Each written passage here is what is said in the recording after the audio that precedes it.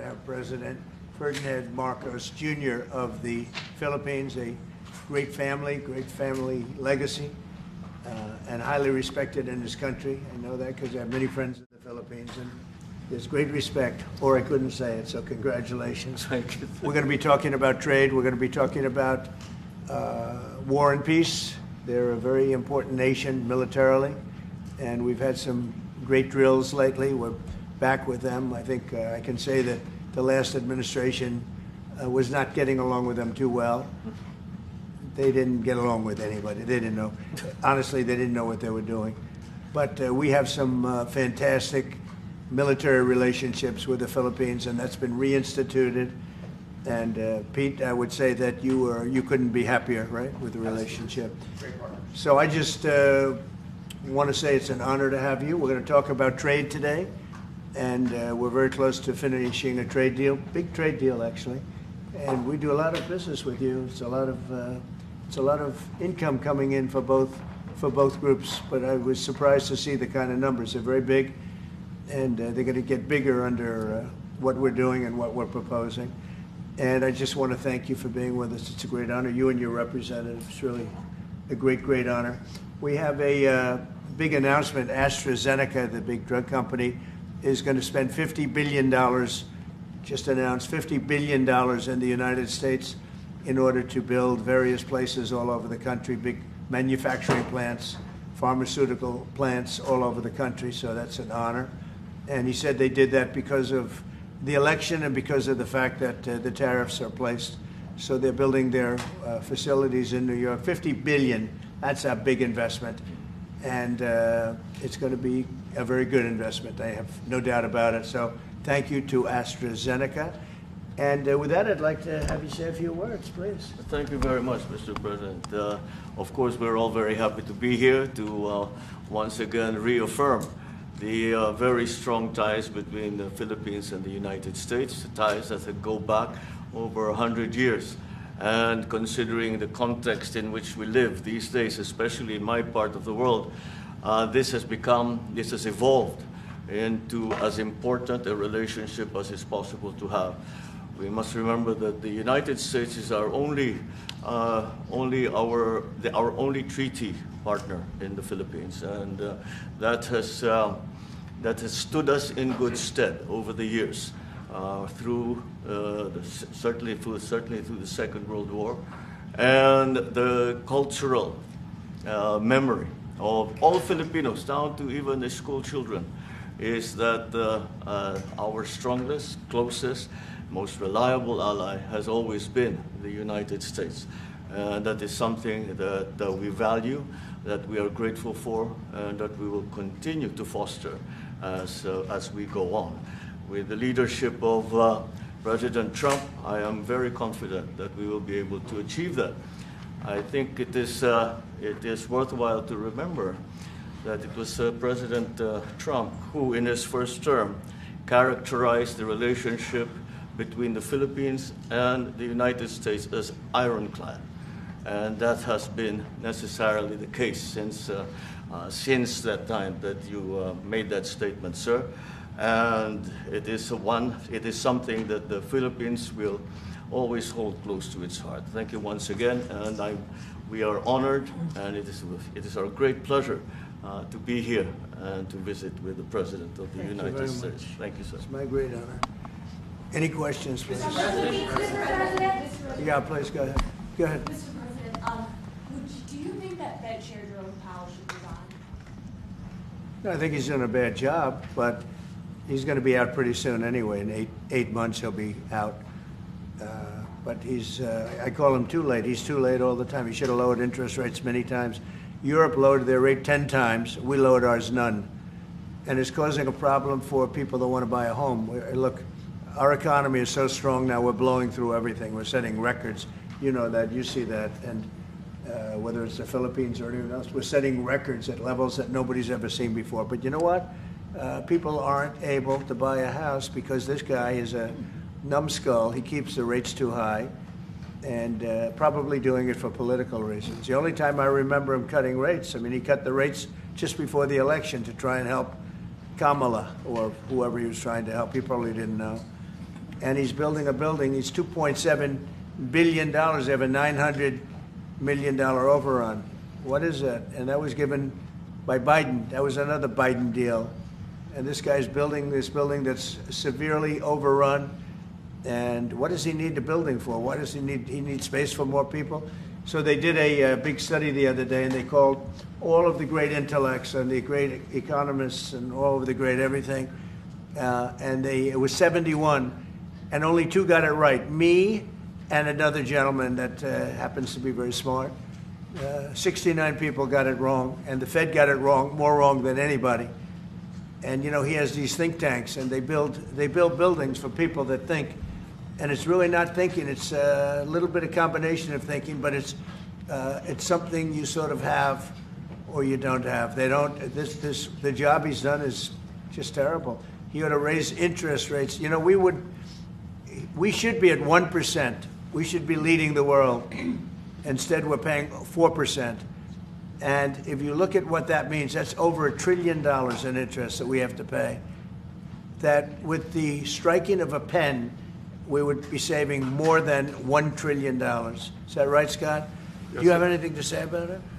Yes, sir. I called yesterday and this morning for the Fed to do a big internal investigation to understand not their monetary policy, but everything else. The Fed has had big mission creep, and that's where a lot of the spending's going.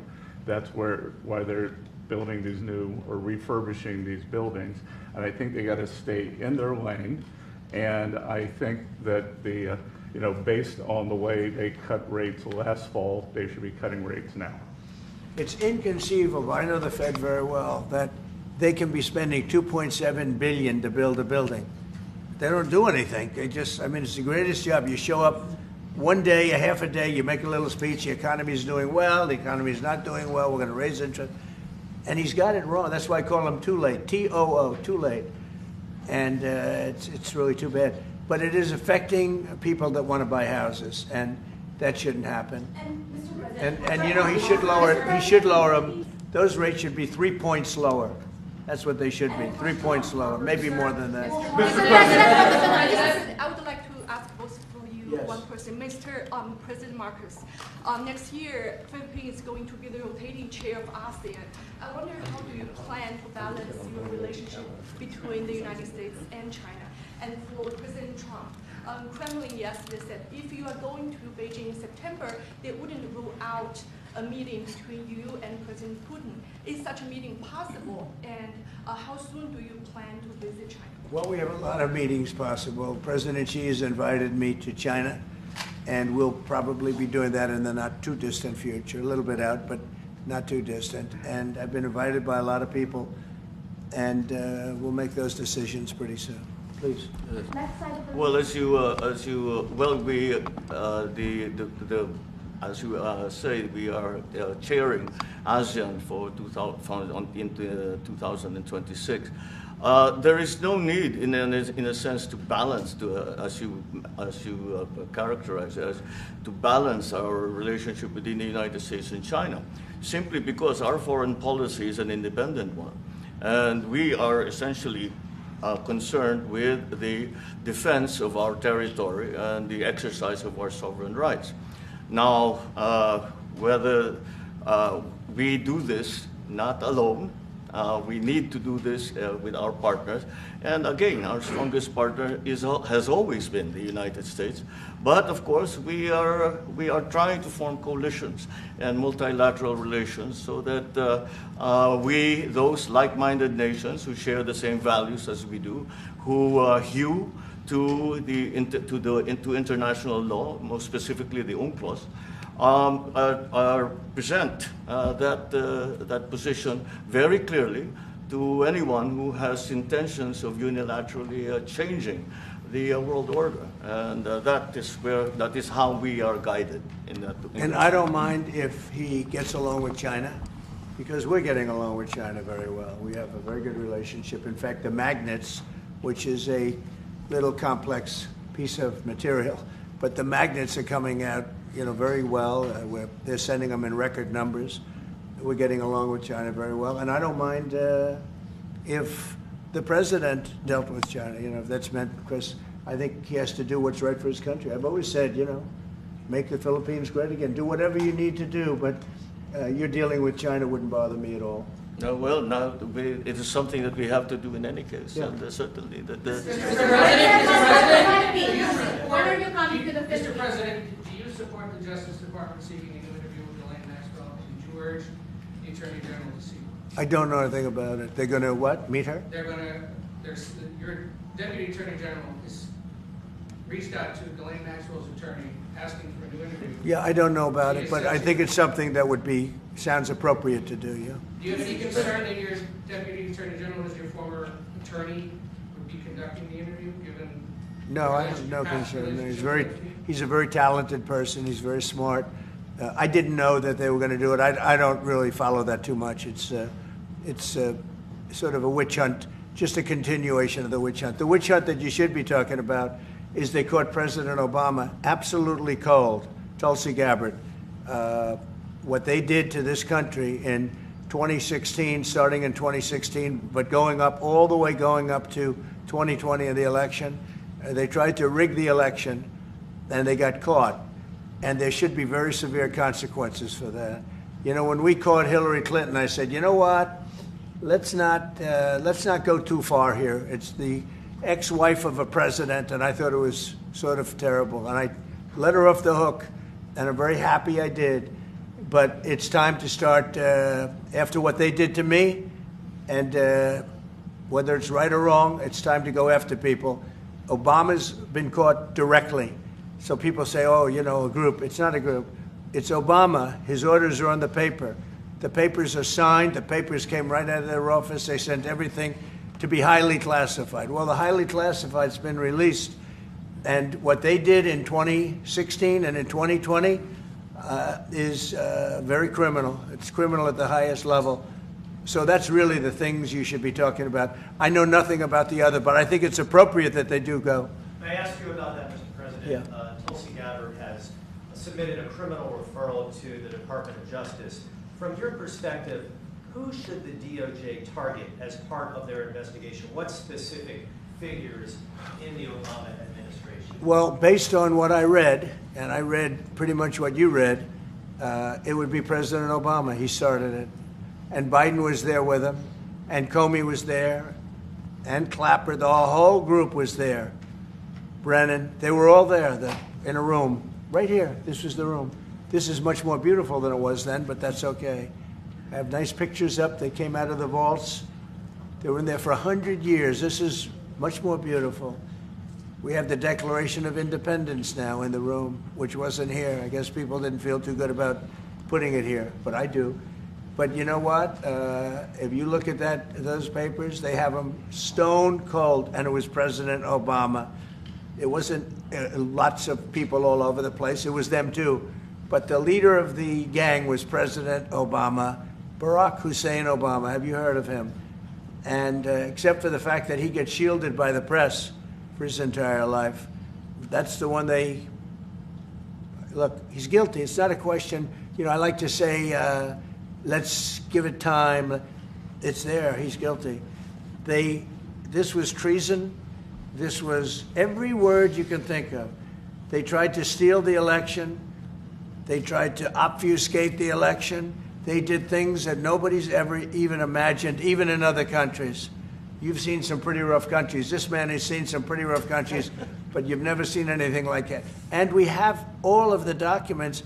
And from what Tulsi told me, she's got thousands of additional documents coming. So President Obama, it was his concept, his idea, but he also got it from crooked Hillary Clinton. Crooked is a $3 bill. Hillary Clinton and her group, the Democrats, spent $12 million to Christopher Steele to write up a report that was a total fake report. Took 2 years to figure that out, but it came out that it was a total fake report. It was made up fiction.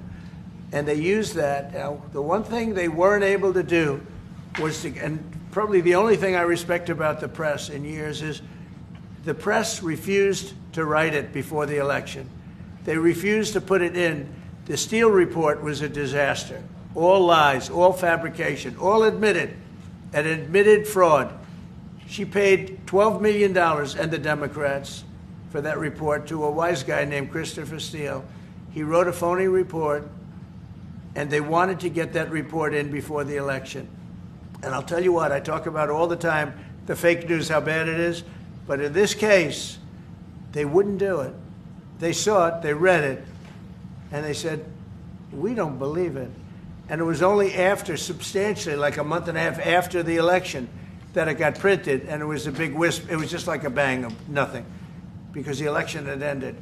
If that report had gotten published by the New York Times or somebody, and I respect the Times for maybe only this, because they're crooked as you can be. They're a terrible paper, a crooked, corrupt paper.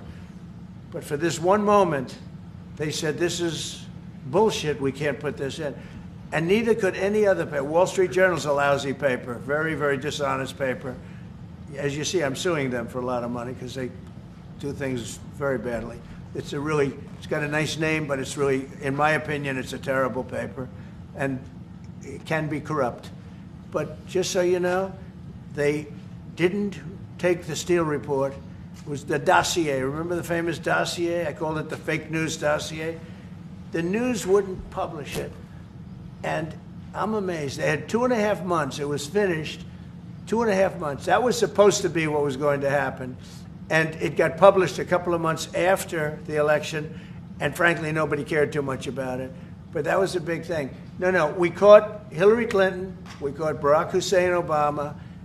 They're the ones. And then you have many, many people under them. Susan Rice. They're all there. The names are all there. And I guess they figured they're going to put this in classified information and nobody will ever see it again. But it doesn't work that way. And it's the most unbelievable thing I think I've ever read. So you ought to take a look at that and stop talking about nonsense, because this is big stuff. Never has a thing like this happened in the history of our country. And by the way, it morphed into the 2020 race. And the 2020 race was rigged, and it was a rigged election. And because it was rigged, we have millions of people in our country. We had inflation. We solved the inflation problem. But millions and millions of people came into our country because of that. And people that shouldn't have been. People from gangs and from jails and from mental institutions. People that we don't want in our country. And people that we're getting out. Dangerous people. 11,888 murderers. Many of them, 50%, more than 50%, murdered more than one person. I hate to say this with such a distinguished guest, but, you know, they asked me a question. I got to answer the question. No, Barack Hussein Obama is the ringleader. Hillary Clinton was right there with him, and so was Sleepy Joe Biden. And so were the rest of them. Comey, Clapper, the whole group. And they tried to rig an election, and they got caught. And then they did rig the election in 2020. And then because I knew I won that election by a lot, I did it a third time, and I won in a landslide. Every swing state won the popular vote. But I won that all the same way in 2020. And look at the damage that was caused.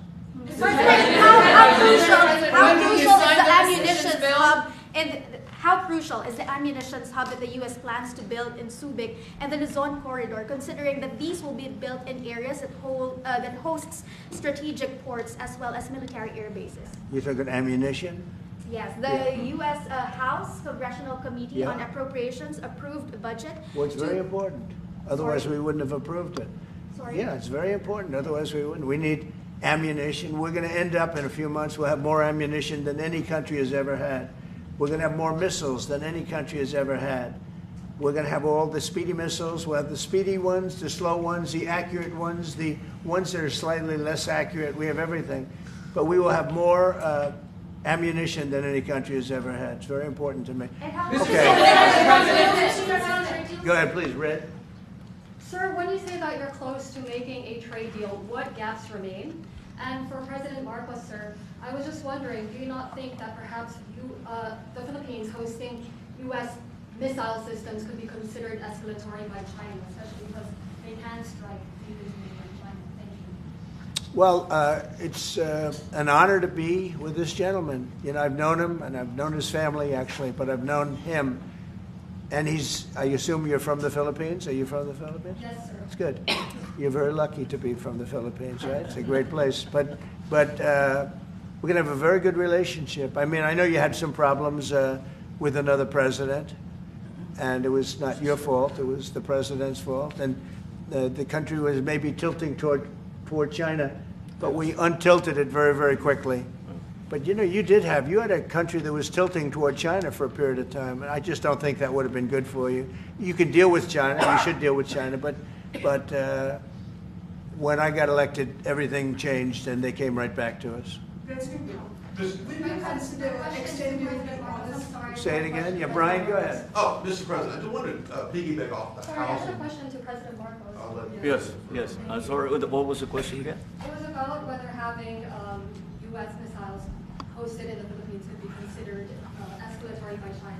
All of what we consider part of the modernization of the Philippine military is really as a response to the circumstances that surround the situation around the South China Sea, and now what we used to refer to as Asia Pacific, which we have expanded now to the Indo-Pacific. And if we would certainly, like in any kind of military spending, we would wish that it wasn't necessary, but it is.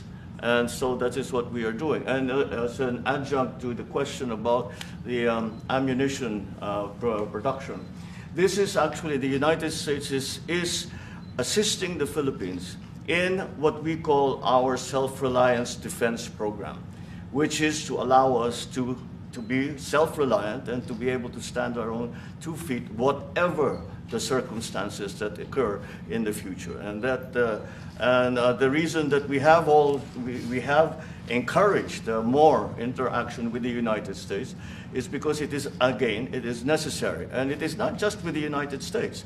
It is with all our neighboring countries, and even countries as far afield as the Scandinavian countries, the EU. And so this is an ongoing process. And again, I will stress the point that we do this because we feel it is necessary. And don't forget, just as tantamount to what you're asking, the Philippines were loaded up with ISIS and a lot of terrorists, and they were at a very, very dangerous point. And during my administration, we went in and we wiped them out, working with the Philippines, but we wiped them out.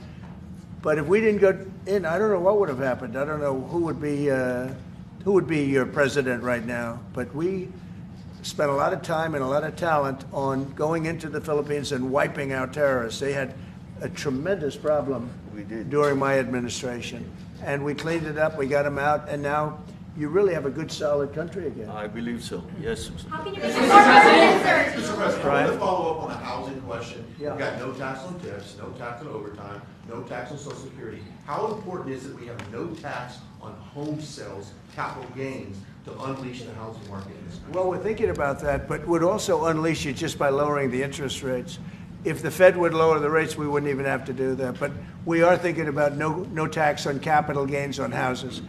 And I'm very impressed that you asked that question because nobody knew that. Well, how did you find that out? That's very. I wonder why there's somebody I'm very close to. There's a leaker. There's a leaker. I've also got a question. I find it a very interesting world that we know more about two people at a Coldplay concert just hours after that viral video than we know of Thomas Crooks 1 year after attempting to assassinate you. What is holding back the investigation on Thomas Crooks? Well, they've reported to me and they've told me things, and they really say they haven't found anything that was abnormal. I would say this: the Secret Service was very brave because they were right there and they jumped on me. They made a mistake. They should have had somebody on that roof, and they should have had communication with the local police, who also, they did a very good job, but they made some mistakes, and we have a whole different group of people now. I don't think anything can happen, but I think we have the best people anywhere in the world right now, and I think they've learned. And they went into him very, in great detail. They gave me the whole thing, and what can I do? They say that it was just a nut job that was looking to do this, and I spoke with the FBI, the new FBI. I spoke to the FBI, who was the old FBI, I wouldn't have believed a thing they said, because the old FBI under Comey was crooked as hell. He was one of the most crooked. Everybody should read the Horowitz report. Unfortunately, Bill Barr didn't use it. But the Horowitz report, not appointed by me, it was a report on Comey and the FBI. It is one of the worst shots at a human being I think I've ever seen. In fact, the New York Times did an editorial that was one of the worst editorials I've ever seen about anybody. That was about Comey. You ought to go back and get, and Barr didn't use it because he didn't have the guts to use it, or something happened. I don't know. Too bad. He went to Mr. Durham. Instead of doing the Durham, all they had to use is the Horowitz report. And I always felt badly for Horowitz, frankly, because he's a Democrat, I guess. He was appointed by a Democrat. But that report has gotten lost, and it shouldn't be lost. You should all go back. It should be mandatory reading. Go back and read the Horowitz report on Comey and his cronies. And you'll see exactly. We're going to add that to all the stuff that we found. It just confirms it.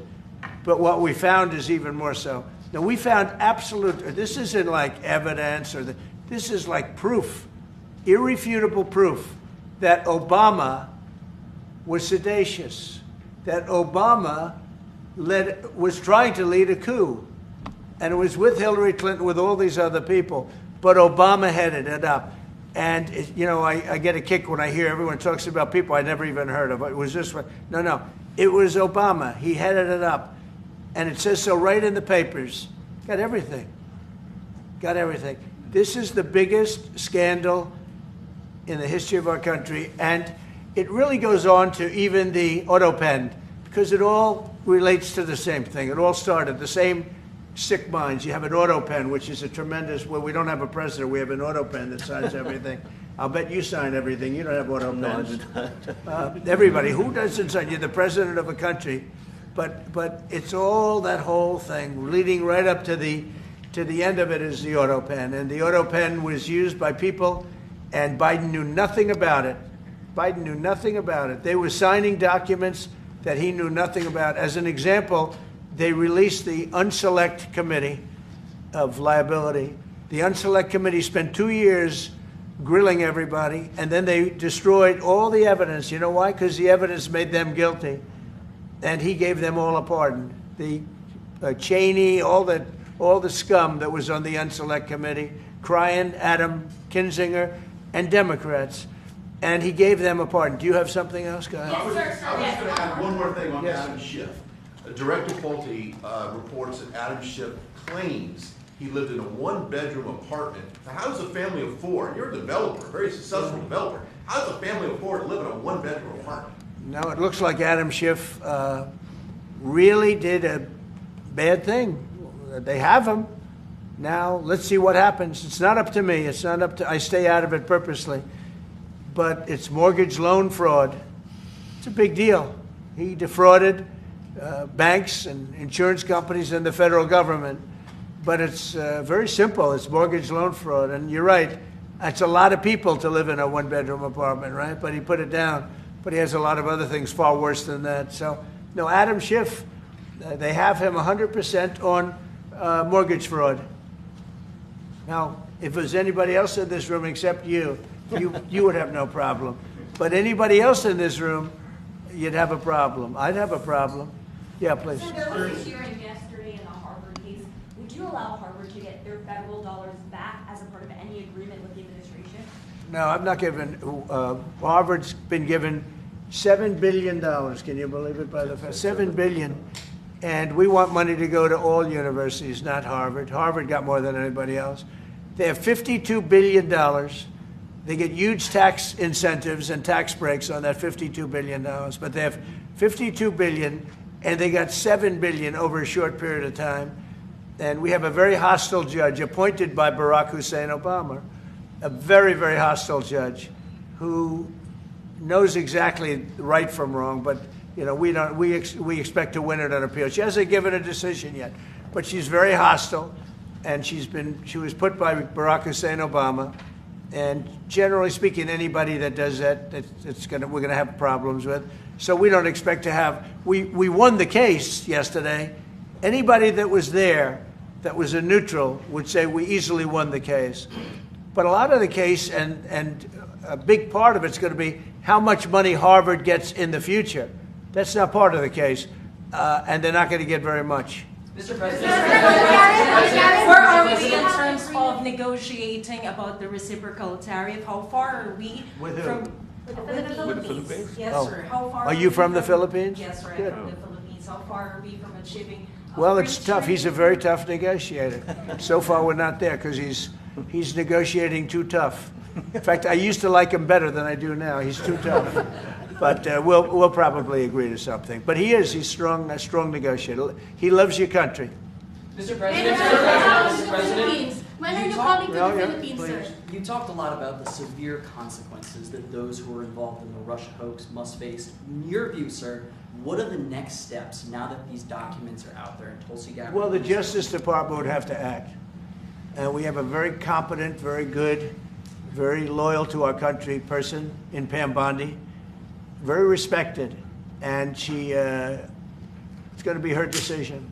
Just a follow-up to that, sir. Kristi Noem was in New York City visiting an off-duty CBP officer who was allegedly shot this weekend by an illegal alien who came into the country during the previous administration. Right. What is your message to any local leaders who continue to push sanctuary city policies after this nearly tragic incident?